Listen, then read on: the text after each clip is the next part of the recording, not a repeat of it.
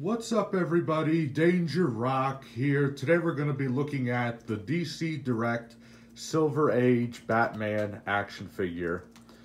This action figure, I believe, came out around 2007, 2008, and it's a really nice looking Batman here. Here we got the Dark Knight in all his blue and gray glory right here. And taking a closer look at this figure, I really like the comic book design of Batman right here. As you can see, we got a really nice face sculpt. If we take a look at the blue and black texturing on the figure, along with the white they used in his eyes, we could see it's really nicely sculpted, and it's like very reminiscent to the comic books, so that's really cool. Another thing I really like about this figure is if we look at the bat symbol on his chest, I believe that represents a certain era in the comics history. And what's another thing that I really like about him is we also get this yellow utility belt, which is really cool. It's not removable or anything, but just the way it's sculpted in there, pretty nice. I actually really like. So I like that his cape right here is just like a flimsy plastic. I'm really glad they decided not to go with a cloth cape, because then it would just be, just hanging. But you could get this guy standing in some pretty dynamic poses. Like if you wanted to put his cape back a lot like that, you can.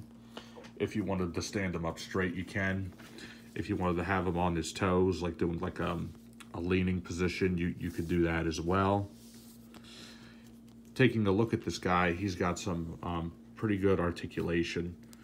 You can fully rotate his head, a full 360. Arms go up and down. They bend at the elbows. They don't swivel in the wrist at all. His legs could kick out that far. They can't really kick far back because it's kind of limited because of his cape right here, but you can bend his knees. And he does have foot articulation, which is really cool. So you could get him to stand like on a gargoyle base or something.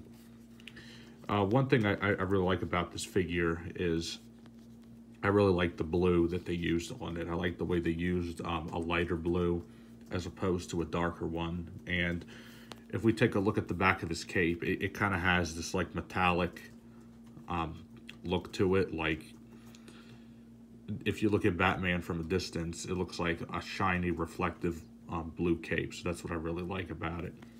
He does have one peg hole at the bottom of his left foot if you wanted to put him on a collector stand.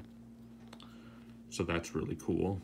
And what we could do is, this figure is around 6 inches tall, so it'll fit right in with your DC Universe Classics and McFarlane DC figures. He's really good. And what I'm bringing out right now is probably my second favorite Batman figure. I'm not sure where this one would fall on my list, but right here we got the DC Universe Classics Batman. This is the all black and yellow version. Now, what's cool is that both these figures use different body sculpts because they represent a different era of action figures, and they both have a completely different look. Like if we look at this Silver Age Batman compared to this DC Universe Classics Batman, this looks like more of like a comic area. The DC Universe Classic one looks more like modern. It could also be like a cartoon or a movie Batman, but I like the cape on this one a bit more.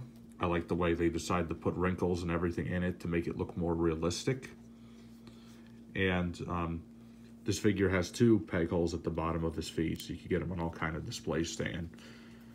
This guy has also extra articulation. He's got an ab crunch. He's got bendable knees. He has calf rotation and foot articulation. So he's very posable. So I really like that aspect about him. But if we put these two guys right next to each other, as you can see, they both go right in your display really well. I do like the blue color on this one a lot more than some of my other Batman figures. This one is more of like, if I'm looking for like an all black looking one, I think that one would go good as well. So it doesn't really matter which one of them you get. I found both these guys at a comic book store. It wasn't my local comic book store, but I found these guys hanging in one of those plastic bags. They had them like on display with a bunch of other figures. So I thought it's a nice throwback to the year 2007 to 2008, because these figures I don't really see too often, and new in box they go for a lot of money. Out of the box, these two, they don't really cost that much. You should be able to find them from the $20 to $40 range, depending on what condition they're in. But they're very inexpensive, and they're not really that hard to come by. So if I had to pick one of them, I would say go with this one right here. He will not disappoint you. And this guy right here is also good as well. So this has been my review of the DC Direct Silver Age Batman figure. If you like this video, please leave a like. Please subscribe to my YouTube channel. Let me know in the comments down below which Batman figure you like better and why. It doesn't have to be just the ones you see here. It could be a McFarlane figure. And which one do you think looks better in your display? I really look forward from hearing from you guys. Thank you guys for watching as always, and I'll see you guys on the next video review.